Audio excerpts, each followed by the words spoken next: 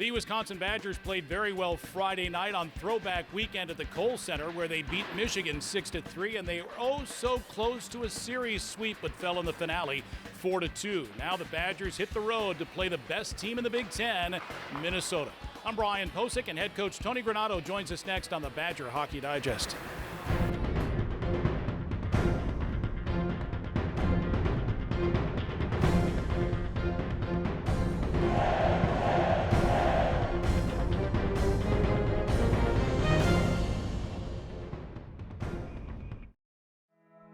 You'll hear things like, you're gonna need to see a specialist. That what you have is serious, like, really serious. And then you meet them, your medical team. With research and clinical trials and new treatments. With better procedures that lead to better results. Then it hits you, you're gonna be okay. UW Health. Remarkable medicine. Remarkable care. Toyotathon is on. It's the most magical time of the year with great deals on Camry, RAV4, and Tundra. Where's the Tundra? The elves borrowed it. What? Keep them coming!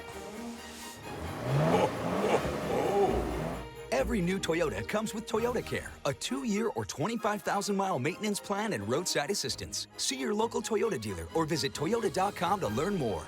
'Tis the season for Toyotathon. Toyota, let's go places.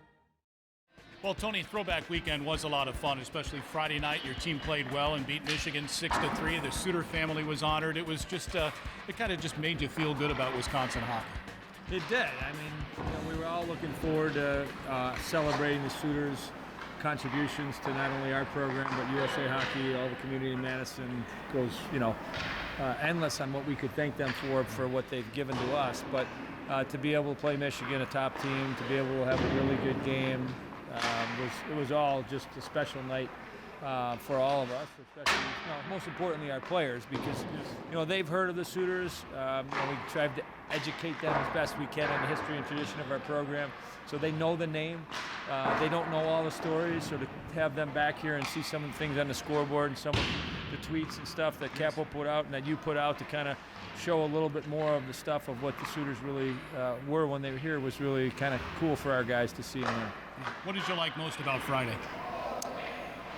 Well, I know, but I think the resiliency of falling behind 2-0 against a top team and not getting discouraged and realizing, geez, we're playing pretty good.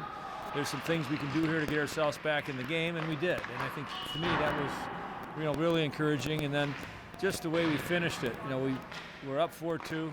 They get a goal that Mosey's going to tell you shouldn't go in from a bad angle.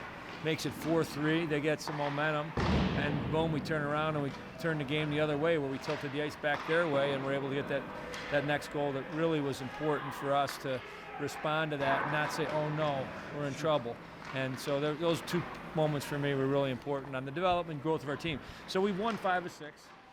Unfortunately, all 5 of those weren't in Big Ten play. But, winning on Friday night was really important for us. Saturday's game was a little bit different of a story from the standpoint that when the game was on the line and we had chances to win it, we couldn't find a way to get the job done. And that was, a little bit frustrating. I think it was a little bit fatigue came into play there on Saturday at the quick turnaround, that we just weren't sharp enough at key moments of the game to win that game. But obviously 6 minutes to go in the game, you're tied 2-2, you get a power play, you're in a pretty good spot. But unfortunately, we blew an opportunity there. The Badgers, though, do seem to be growing into their own, and one young man who's helping lead the way is junior defenseman Anthony Kehrer. Let's take 2 minutes with Anthony.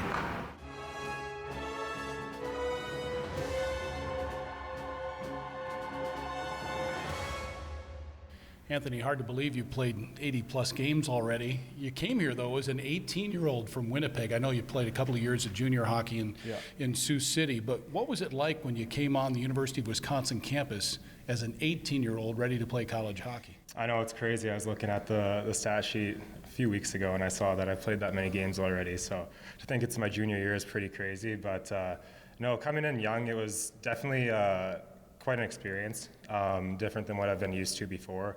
I did play two years in Sioux City for juniors, so I was away from home for a little bit then. But coming to this campus, kind of getting used to, I guess it was COVID that year, but just getting used to how big it is and everything you can do. And it was, I don't know, eye-opening for sure, but I don't know, I've been loving every minute of it, so it's been awesome. When did you really start feeling comfortable, not only on campus, but even with the hockey team? Probably took a few months in my freshman year. Definitely, like I said, it's a shock. It's a lot older than what you've been used to when you've been playing juniors. I was the older guy there for a bit, and then coming here as an 18-year-old, I was the young guy. So definitely took a few months to get used to, but probably once it was November and we were playing games, I was comfortable with the guys and just trusting my ability on the ice, and that carried a long way. Yeah, it's hard to play defense in the Big Ten. So as you came in as an 18-year-old, what was the biggest challenge for you as a defenseman? Yeah, like you said, especially my freshman year playing against all the Michigan guys or Minnesota guys, they had some firepower up front, and definitely a shock. But I had a good D partner that year in Jesper Peltonen, so we were able to bond pretty quickly and just work together. But yeah, with the skill in the Big Ten, it's hard. Like you said, night after night, you have to be on your game and can't take a shift off. Yeah. So you've been in the footprints or the skates of a few of the 18-year-olds on your squad right now, Tyson Jugnoth and Charlie Strammel and Cruz Lucius. Do you try to help them along getting used to things? Yeah, for sure. I think that's part of my role now that I'm a junior here. Being partnered up with Tyson, he was kind of in the same situation as I am, being a young guy coming in and playing defenseman. So helping him in practice and then making him comfortable in games. I've made a few mistakes, he's made a few mistakes and had my back. So it definitely goes both ways. But yeah, they're talented, those three for sure. Yeah, and you can see the skill in Tyson Jugnoth, can't you? For sure, yeah. I think the last few weekends especially, he's gotten a lot more comfortable with the puck, and he's able to let his skills show. Anthony's not going to light up the score sheet, but he can light up other players, and he did that on Friday. And a big play, actually, you talk about goals being scored, it being momentum swings, power plays, penalty kills, but some body contact on the ice can do it too. Well, that hit he had on Fantilli in the first period there, I think we went in the game really cautious from the standpoint, holy cow, they get a lot of talent on their team, and that's for sure. And one way to neutralize that talent is to play physical, be on your toes, be in their face, and not let them get going. And that certainly was a key moment of the game. And we had Lindmark and Horback and Banto playing against that line all weekend. I thought they did a really good job of neutralizing that group and keeping them somewhat under control. And then the other part was the PK. And Anthony Kehrer is a huge part of that, too. Our penalty kill has been outstanding. It gave us a chance in that series to win one and possibly win a second game.